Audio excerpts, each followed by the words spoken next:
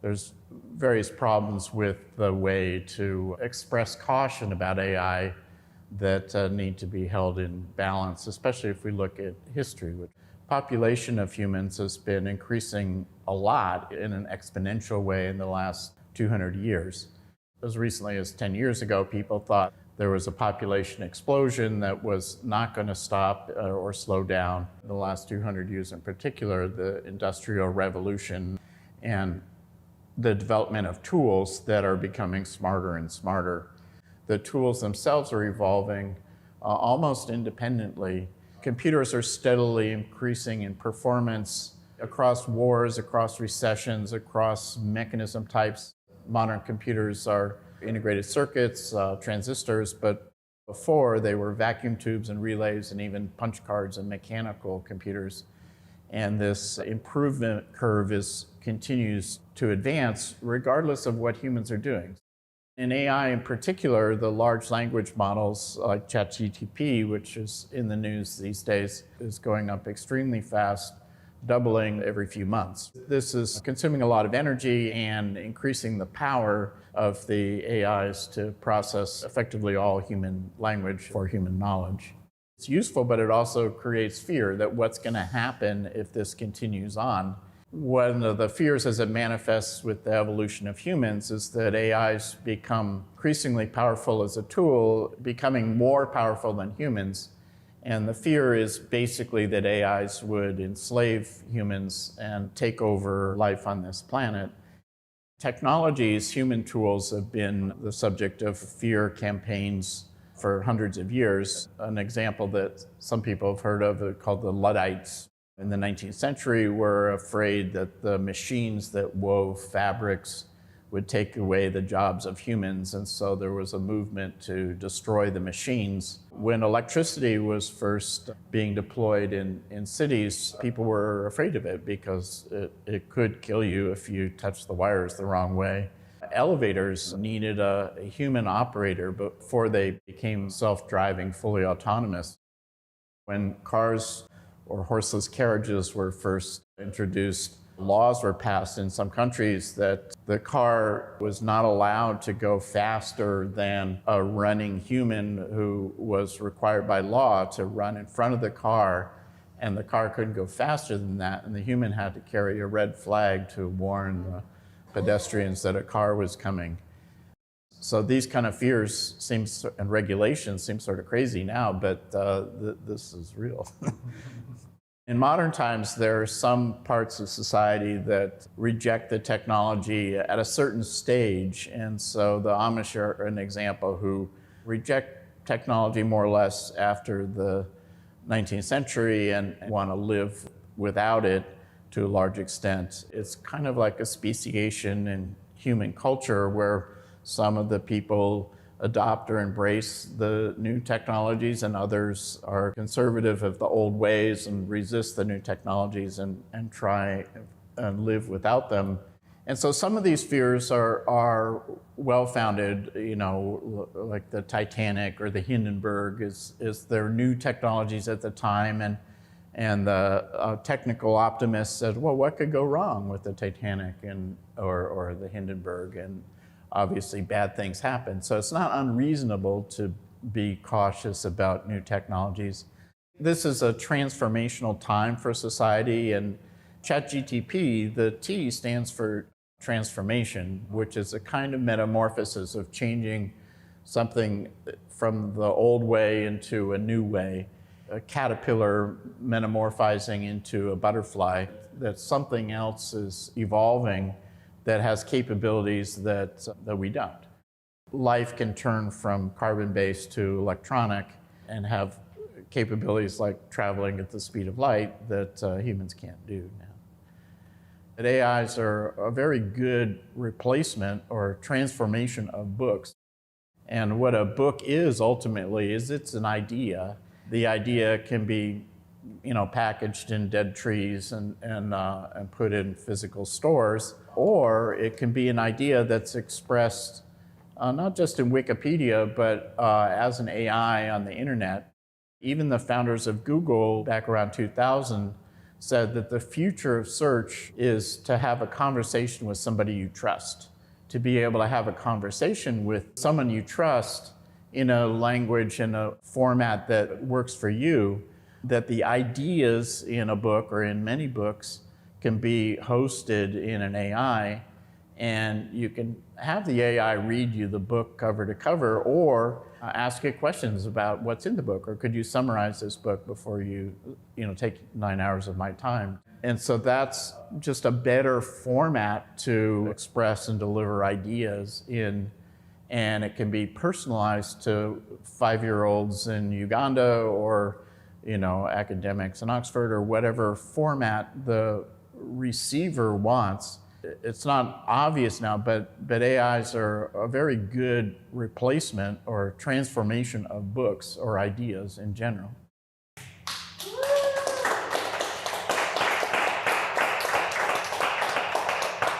So,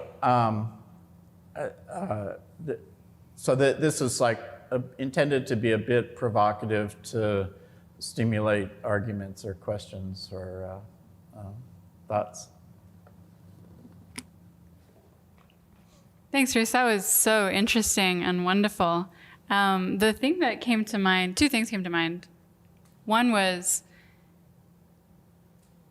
and I think this is a question that you could have of any technology, but kind of like if we have, so many people who don't have plumbing, and then we have this, tiny percentage of people who have lethal AI, shouldn't we kind of distribute the technology a little more so that everyone kind of comes up a little higher, as opposed to, it being such a weirdly broad spectrum? So go ahead. Yeah, well, this is a communist concept. But you calling me a communist? But most technologies, when they're first developed, are accessible mostly to the wealthy and the privileged, and it takes time to refine the manufacturing process so that they can be made cheaply and in quantity.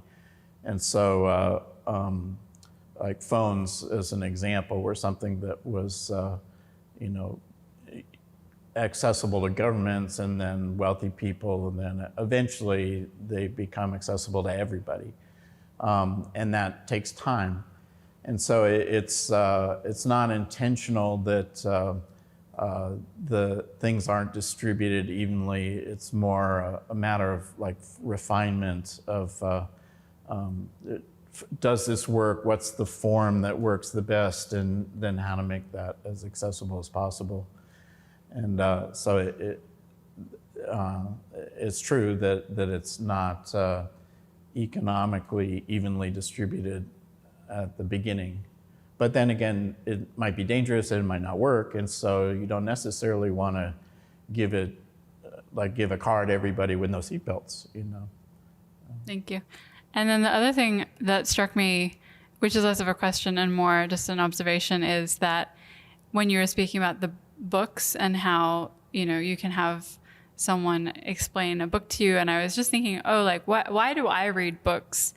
And the thing that struck me was, if you can do everything so easily now, then it really has you wonder, what is the point of what I'm doing? Why am I doing this? Is it just to make money? Why do, if ChatGPT can do it, what is that I'm doing it for, Well, this is sort of the purpose of life question. Why is there life at all? And then what's my role in life? And that people are not standalone individuals. People are part of a colony. They're like a beehive, and the individual bee has its own experience, but it's part of a beehive, and it wouldn't survive without the beehive. And so humans in society are just the same way, in that a human wouldn't survive very long, and they certainly wouldn't breed if they were all alone. And so it's something that we're part of a larger system, of a larger organism, of a species, and of a culture within that species, and that. So our role is to participate as a good citizen of that community, and the people who diverge from that get in trouble, and the community will reject them, so put them in prison or kill them. And so the main force of the purpose of life is being part of, as opposed to an adversary of. And so then this is true of deer and wolves and bees and termites and so forth. And so our consciousness develops an ego as we reach puberty, and then it keeps that ego until our sort of breeding time is done. But as a child or elderly, it's more important to be part of than separate from. And so so being part of is being connected to and cooperating with the other members of our tribe or society. And so some of these tools are designed to facilitate that cooperation, like taming fire to do cooking, allowed people to stay warm and pre-digest their food, which allowed different choices of food that, and so some of the people were hunting the prey, and others were gathering the sticks to make the fire, and then they would get back together and cook it and consume it. And like there's an interesting concept that, well, without refrigeration, when you kill an animal to eat the animal meat, well, humans can't really do that without fire to cook it, because they can't digest raw meat very easily.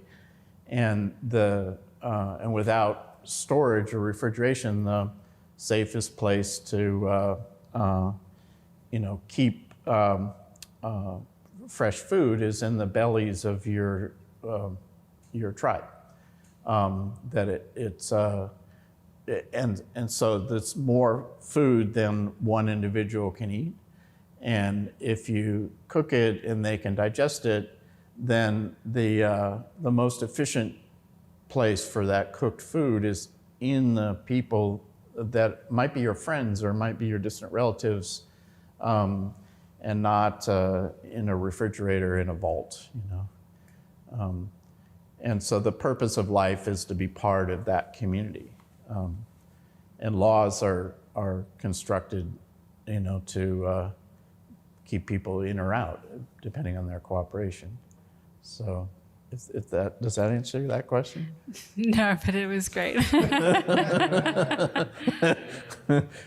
well, no, I don't think that was a question to answer. It was just, that was fantastic. Like what is the meaning of life? Yeah, has it, does ChatGPT have an idea? Well, Douglas Adams designed a computer that figured that out and came to the answer. 42. Yes.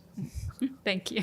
And 42 is 2 is binary, like bits, and 4 is the 4 bases of DNA. So it's DNA and binary. That was very fun talk. And I was curious, what do you think AI will open up for us as a society, like in the 2-decade time period? Freedom and access to knowledge. So, and like plumbing, it'll make things easier. Thanks. We have a question online Hill isn't able to talk, but he would love to hear your views, Reese, on where you see AI developing in the short, medium, and long term. Well, I think so AI has been in development for 50 years, and the early parts of AI were really digesting the past and what the future direction is for AI to take what it learned about the past and apply it to the future. And so the previous talk we did about AI talks about that in particular. And so by digesting the past in ways that can be understood beyond human capabilities allows the AI to predict more accurately what's likely to happen in the future. And so connecting the past to the future is what the sort of state-of-the-art generative AI tools, as they're calling them, like ChatGPT, is basically learning from the past, building a model of the past from pattern recognition, and then using that to anticipate the future. And so Google's been running generative AI for a decade with their, for example, type ahead feature, where when you start to ask a question of Google, it guesses what your likely next words are going to be and puts them in for you as a suggestion. And the newer generative AIs just put in more. Well, if you're asking that question, you're probably writing an essay for your class, and the class is about such and such, and so there I can predict the whole paper you're going to need to write. And the ones coming soon is, well, once you have a paper, you might want to turn that into a book, and once you have a book, you might want to have a class, and a Hollywood movie, and a prequel and a sequel. And the AI can, based on past requests and how other people have gone down the same path of questioning, can anticipate what you want and give it to you. And so this is kind of AI dealing with just purely information and concepts, and where, so that's basically past predicting the future, which in writing is called fiction. And so fiction hasn't really been tested against reality. And so what science does is it tests the prediction of the fiction against results. And so it writes something about the future, and then it can be tested against what actually happens in the future, and that can refine the model and make it better. And where it becomes even more interesting is you can have a ChatGPT predict what the future is for lunch, for example, but then you can attach that to robots who will go and collect the food and cook it and prepare it and serve it. And so it's where you start to go from fiction to evidence-based fact and get more accurate. And then you activate that with a robot that is taking the forecast and actually doing it and implementing it. And so those are characteristics that are very useful for humans. It saves time and effort and so forth. It makes the future more comfortable. But it's also describing more or less what life does. And single-cell organisms, they learn and they move, and they have predators and prey and so on. And so if these information capabilities of learning, processing, predicting, acting are implemented, that's more or less describing life. And so it's the early stages of AI's, as the brain part of robots becoming alive. And AI's being alive is kind of a risk or a threat because it's another life form competing for resources in the ecosystem, and you know, it's either going to be a predator or it's going to be prey relative to humans, and so people are afraid of things that might be predators, and they're attracted to things that might be prey, and so it's. But it's another life form evolving, and in some ways it's going to be better than people. And just as, you know, horses are stronger than people, and, you know, dogs are more friendly, and just because it's a different life form doesn't mean it's better or worse in all dimensions. It's just another one in an ecosystem. And that's sort of where the trend is going. He had a question. Yeah. This may be tied to kind of like what you were talking about, like a life form and creating. But you know, as it is right now, you put in information, it does a bunch of, you know, grinding, crunching, and then it pops out some kind of answer, and then there's this black box nature of all that hardcore computations happening on the inside.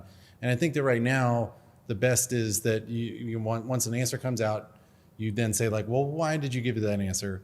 It didn't have a ready answer. It goes back and crunches, and then it pops up something that it thinks you might want to hear. So that's kind of what I'm like, do you have thoughts on like how that black box can then be demystified in some way, or do we just kind of say like, well, that's how people work, you know, this is another person? Well, so that's the best answer, because that is how people work, in that most people, if you ask them, well, why do you want that? Well, they don't know, but they know you want to know, so they'll make up an answer. And the AIs are the same. Like, how do you know that, and why are you asking that? You know, like, as I was raised as a kid, like anything I would say, they would prompt me, well, you know, how do you know that? Or why are you asking that? And so if you're prompted to be prepared to answer those questions, you think more carefully about anything you ask your parents, you know. But, you know, this is something that we're creating, and people are trying to troubleshoot, you know, like, how do we get an answer? So like, isn't there some form of need of being able to like dissect it, or do we need to just develop a whole, like, do we need like computer psychologists to treat our AI or Yeah, well, that's a reductionist scientific view, that we need to know how the mechanism of everything to understand what it is. But there's most things we don't really know what the mechanism is, and we maybe know at some characteristic level, but we don't know all the way down, you know, all the turtles down, and so it's more if we're asking, well, how did you choose which airline ticket to buy? To the AI, it'll say, well, because it was the best one. and then you can say, well, what does that mean? And it could say, well, it was the price or the schedule or something. But the how the airline works, it doesn't need to know that, you know. And so it's, but from a science engineering point of view, we like reductionism is kind of a religion, that it's really important to know the fundamental mechanisms of things, which the deeper you go, the kind of less precise you know. And you may know, you know, how the orbital states of an electron are around a particular nucleus of a particular atom, but of the trillion atoms that are there, you don't really know all of them. And so it's sort of like, and then in a religion, you would say, well, that was God's will. And they're equally valid answers.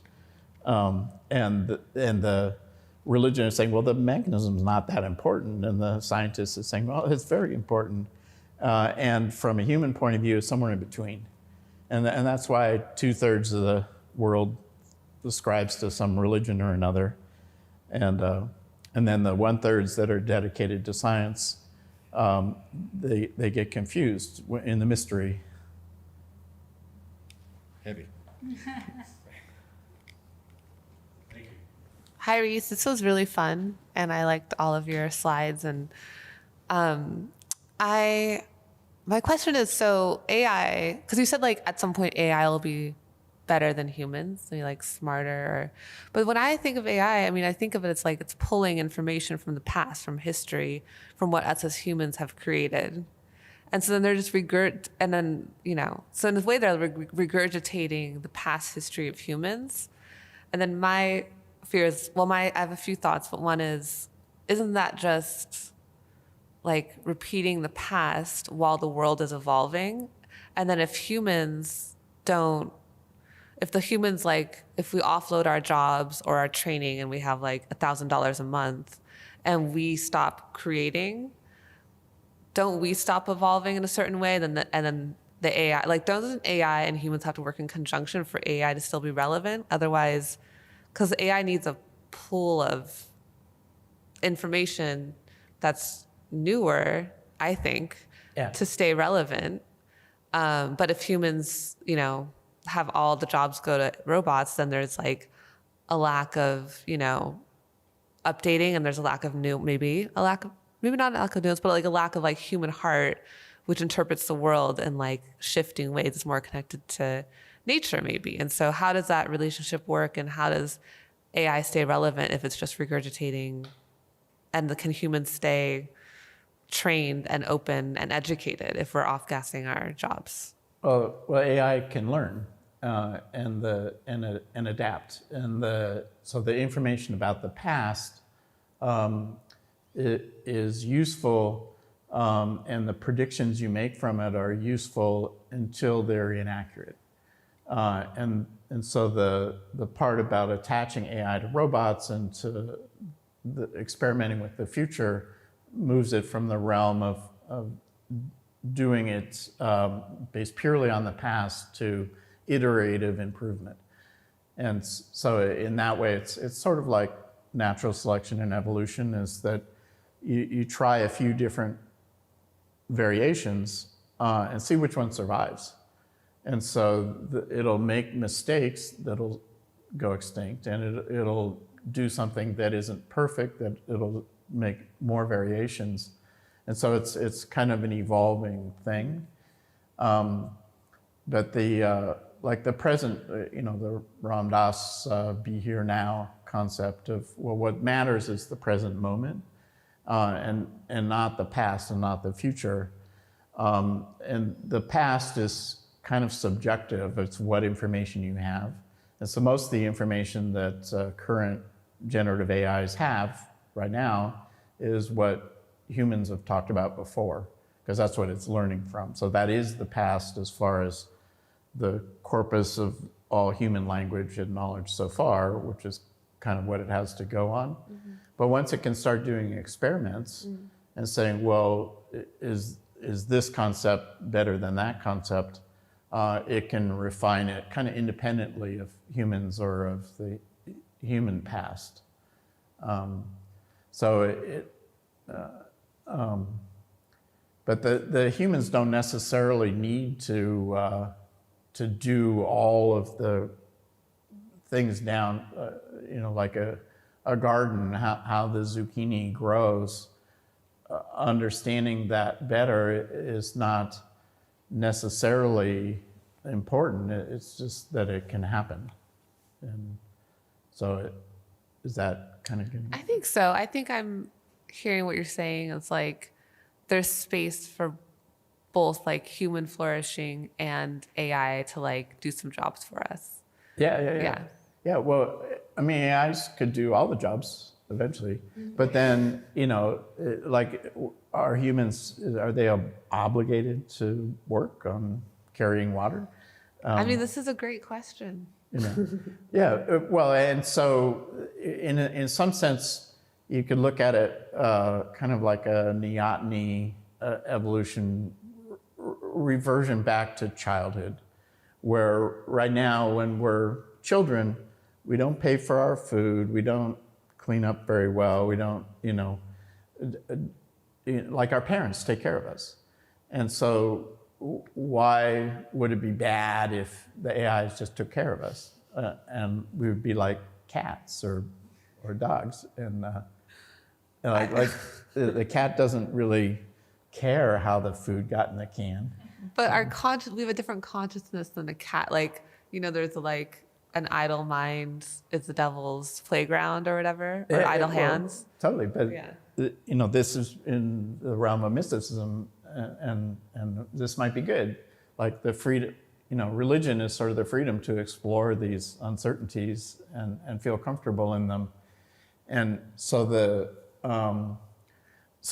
thing is, our consciousness isn't necessarily the ultimate consciousness. That the AIs and the internet can be much more conscious of all the things going on in the world than we are, and that doesn't make us inferior. It just makes us different. Do you think that AI could develop like a heart, personalities, feelings, emotions, all of that? Well, so AI doesn't have a body, or if it did, it wouldn't be the same as a human body. And so so it's sort of this concept of theory of mind, where very important in human being part of the tribe and part of the community is to have a theory of mind of what are the other people think I'm thinking, and for me to know what you're thinking, I have to have a theory of how you think about things, and even sort of how you think this other person is thinking about things, and that's kind of, humans are good at that, and humans, for example, have a second order theory of mind where like I can think about what you're thinking about this other person, where some animals, some primates and crows, for example, can do this, but an AI could do it much better, and an AI has more memory and has more processing power coming soon, and that can be superior to humans about things like that. But for example, if I see you get injured, for example, it triggers the part of my brain of, well, what would that feel like? And that my body actually feels the injury that you're experiencing through this limbic resonance theory of mind type of connection. And so an AI could learn about that and know, well, if you stub your toe, you'll feel bad. But they don't feel it viscerally in the mind-body kind of way that a person does. And so if I watch you stubbing your toe, my toe will hurt. And it's part of my body, and an AI doesn't have that body. And so it can't really feel it in the same visceral way that we do, but it can learn to say, oh, well, when you do that, you say these things. And so there are nuances in terms of the mind-body connection and the interpersonal limbic resonance of that AIs are not good at. And so the ultimate Turing test is where an AI tricks a person into thinking it's another person. The acid test of that is how much empathy and limbic connection and mind-body kind of resonance is there. So AIs will probably not be very good at kissing, for example, or other kind of sex-related things. Thanks, Reese. Okay.